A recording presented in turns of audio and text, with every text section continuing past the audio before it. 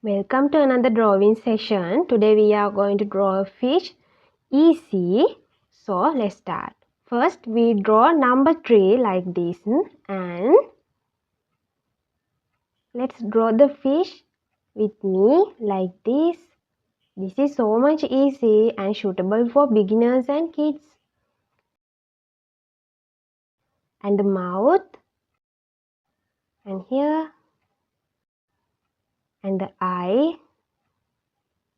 This eye is so much cute.